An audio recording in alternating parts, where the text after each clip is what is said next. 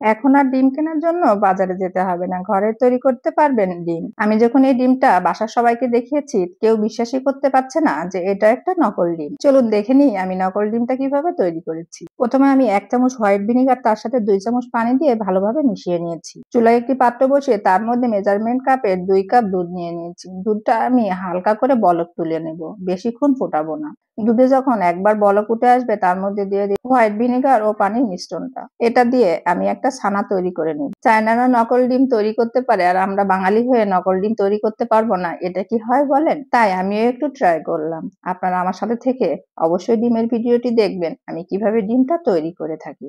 একটা ছাকনার উপরে পাতলা একটা কাপড় দিয়ে আমি ছানাটা ঢেলে নিয়েছি।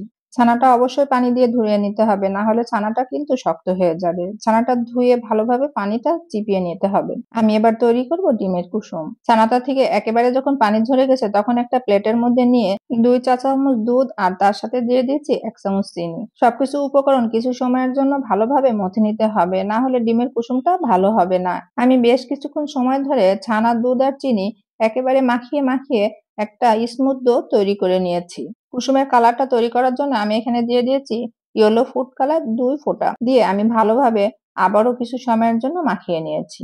দেখছেন একেবারে ডিমের কুসুমের কালারটা চলে এসেছে।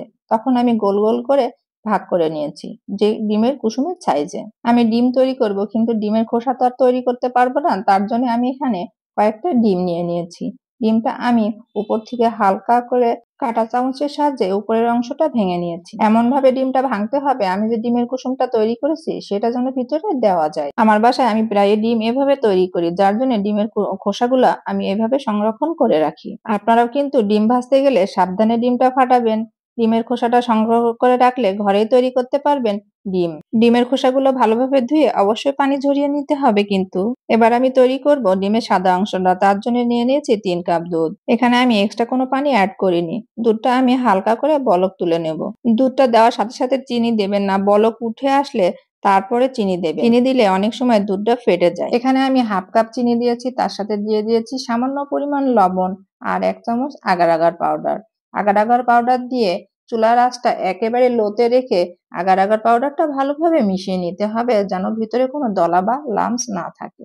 আগার আগার পাউডারটা দিয়ে আমি 5 মিনিটের মতো জাল করে নিয়েছি। নিচের থেকে যখন আগার আগার পাউডারটা ঘন হয়ে আসবে তখন আপনি নামিয়ে নেবেন। আর এই কাজটা খুব অল্প সময়ের মধ্যেই করতে হবে। দুধের মিশ্রণটা আমি একটা ছাঁকনা দিয়ে ছেঁকে নিয়েছি, এর মধ্যে দলা বা লাম্পস না থাকে যেন। একে একে কুসুমগুলো দিয়ে তার মধ্যে দিয়ে দিয়েছি দুধের মিশ্রণটা। এটা একটু তাড়াতাড়ি করতে হবে, না হলে উপর থেকে কিন্তু দুধের মিশ্রণটা জমে যেতে পারে। সবগুলো ডিমের খোসার মধ্যে আমি ডিমের কুসুম ও দুধের মিশ্রণটা একইভাবে দিয়ে নিয়েছি। এতক্ষণ যারা আমার সাথে থেকে আমার ডিমের ভিডিওটি দেখেছেন তারা অবশ্যই শেষ পর্যন্ত দেখবেন এবং লাইক কমেন্ট করে আমার পাশে থাকবেন। আর যদি রেসিপিটি ভালো লেগে থাকে তাহলে অবশ্যই শেয়ার করতে ভুলবেন না কিন্তু। আমি 2 ঘন্টা নরমাল টেম্পারেচারে ডিমটা রেখে দিয়েছি জমানোর জন্য।